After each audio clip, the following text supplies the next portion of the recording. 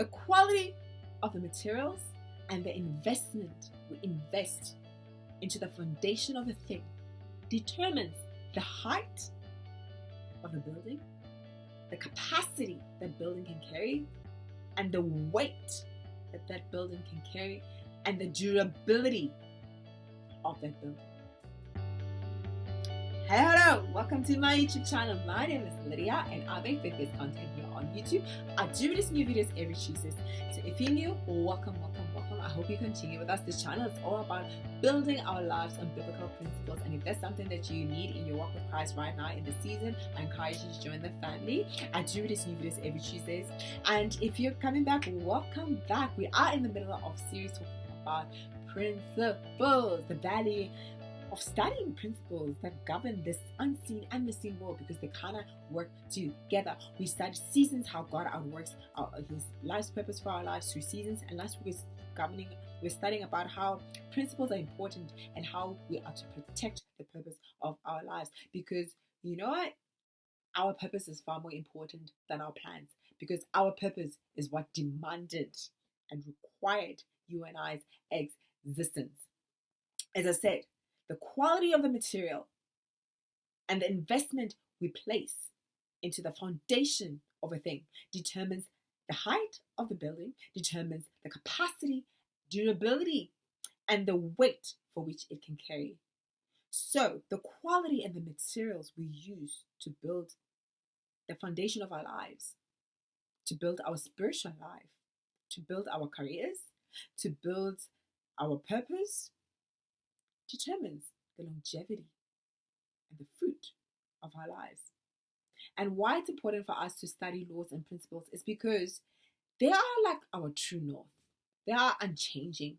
In spite of what we see or can't see, we can have confidence that principles work.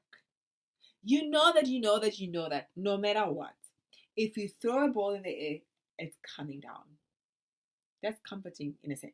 Yes, we would like maybe sometimes for gravity to not work, but it's a principle, and it gives us confidence that no matter what, even if something of ours flies off by the wind, it will eventually come back down.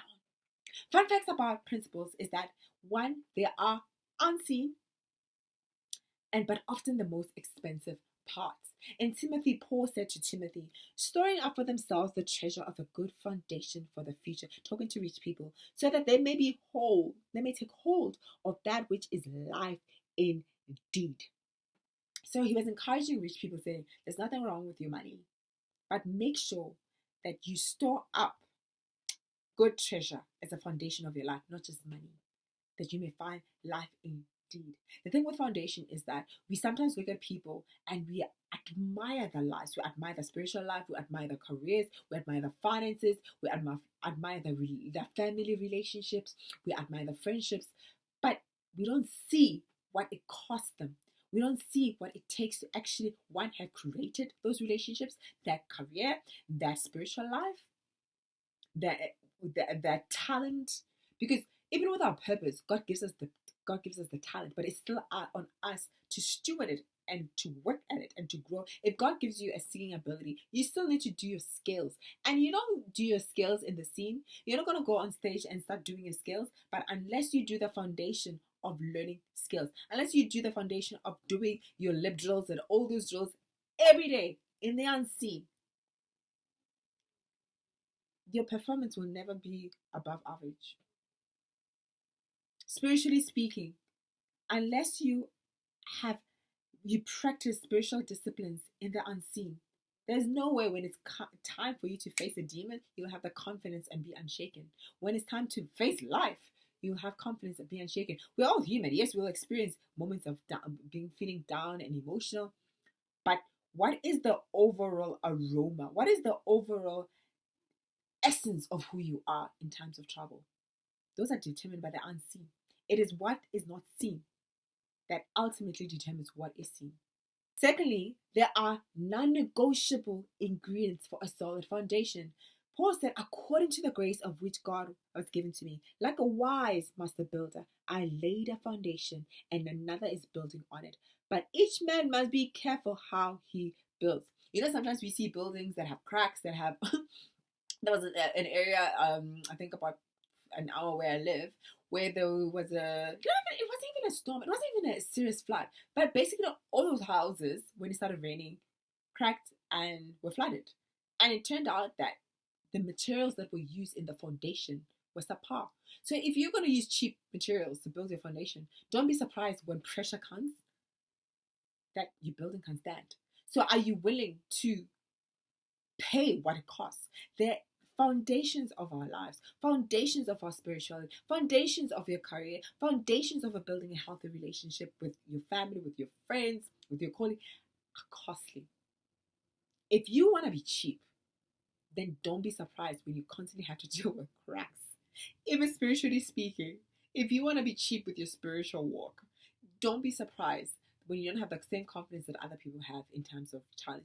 Don't be surprised when your prayers don't avail much. Don't be surprised when you cannot go head to head with a demon, because they're like, who are you? You know, it's so funny. Think of Jesus. He spent more time in prayer, again, unseen, determines what we see, more time in prayer alone than public. When he was in public, he prayed like 2 word prayers, 2 sentence prayers. I've never seen Jesus in any of the Gospels praying a paragraph. Never. The only time he prayed a paragraph was when he was teaching the disciples how to pray. Every other prayer he did, and he availed so much. And then he says, you and I are supposed to do greater. Every prayer he did, publicly speaking, casting out demons, healing people, were like a sentence or 2 at best. Because he had non-negotiable materials. And that means you and I, there are non-negotiable materials for our spiritual life as well. And thirdly, our Christian walk has foundations. And in Hebrews, it says, therefore, leaving the elementary or fundamental teachings about Christ, let us press on to maturity, not laying again a foundation of repentance from dead works and of faith toward God, of instruction about washings and laying on of hands, and the resurrection of the dead and eternal glory. Nothing is built on nothing. Everything is built on a foundation. Everything must be built on faith. And our walk with Christ, the negotiable ingredients of our faith, and those include faith. It says the just shall live by faith. It says that it is impossible to please God without faith. So that is one of our fundamental means basic. Like there is, without it, there is no point in learning anything else. And that's faith. There are a defense against attacks that will surely come. Paul said, at that time, his voice shook the earth, but now he has promised, once more I will shake not only the earth, but also the heavens. The words once more indicate the removing of what can be shaken, that is, created things, so that what can be shaken may remain. Jesus said, one who builds their life on his word will be on a firm foundation. Paul said, everything that can be shaken will be shaken. It is not a matter of if, but it's a matter of when our lives are shaken. What are we built on? What is your life, your vision, and the pursuit of your life founded on? Today, I want to encourage you on foundational principles of cultivating a lifelong relationship with the Father. Because, as I said last week, He is our source. We come from Him. Like a tree, we don't prefer Him, we need Him. Like the tree needs the soil, it's not nice to have a relationship with Him. We need to have a relationship with the vine, because we can do nothing without Him. And the first one is study the Word, which encompasses reading, meditating, and confessing the Word.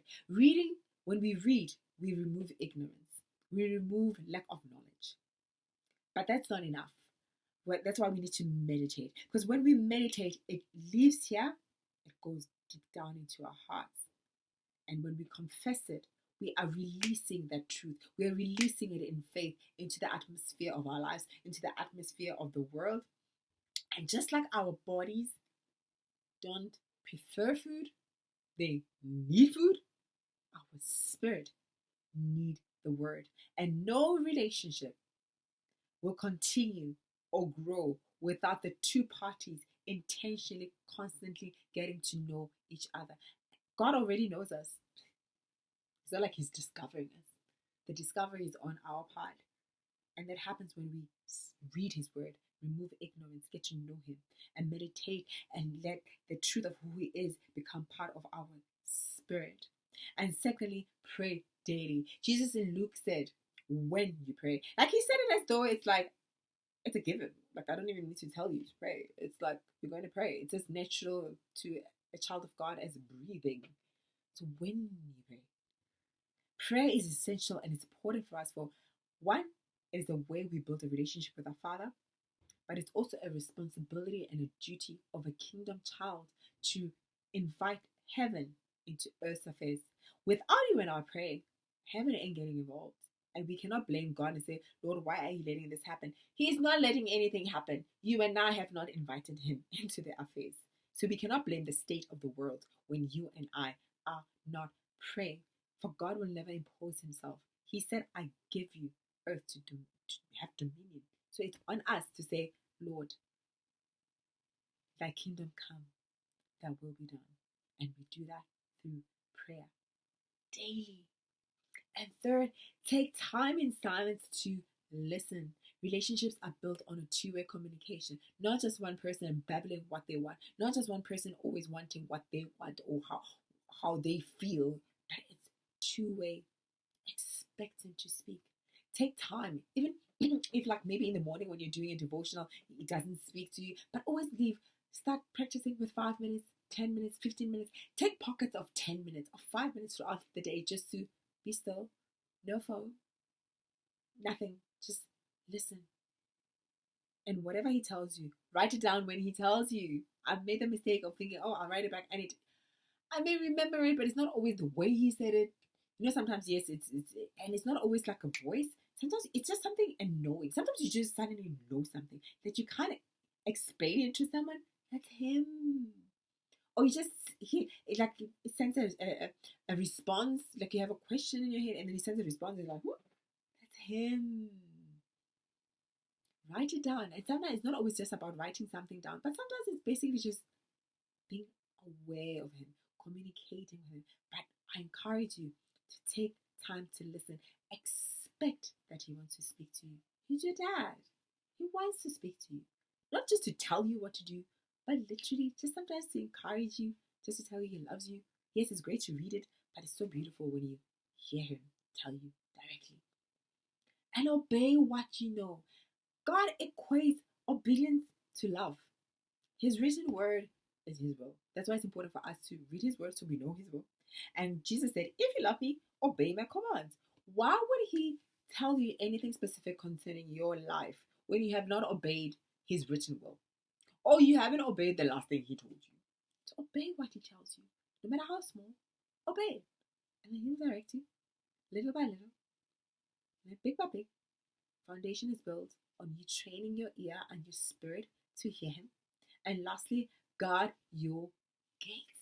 I'm talking about guard what and who influences you. Guard your hearing and your seeing, and guard your companions. Proverbs said, walk with the wise and become wise. Associate with fools and get into trouble. Remember last week I said, we cannot outpray bad company and bad influence in our lives. If we don't have good company, if we're not in the right soil, if we don't have the right water, if we're not drinking from the right water around us, we can pray all we want. We will end up in trouble. So guard your eye gate, guard your ear gate, and guard your heart gate. Because the people that are closest to you have the greatest influence on you. Because those are the people that you tend to be least guarded with. So they have great influence over you. So make sure that you have people, your close people, are wise. That's it for today. Remember, like a tree needs the soil and the fish needs the water, we need God. We don't prefer God. It is not a nice to have a relationship with God. We need Him. It's a need. It's a foundational. And the quality of these 5 principles determine the material that our foundation of our lives are built on. So don't compromise. Don't be cheap with your spiritual walk. It's worth it. It's worth it to pay the cost of waking up early. It's worth it. It's worth it in walking up in obedience. It's worth it of standing guard over the gates. It's worth it being intentional about listening and cultivating and listening heart and listening spirit. Love you guys as always. Have an amazing life. Cheers, cheers. Bye.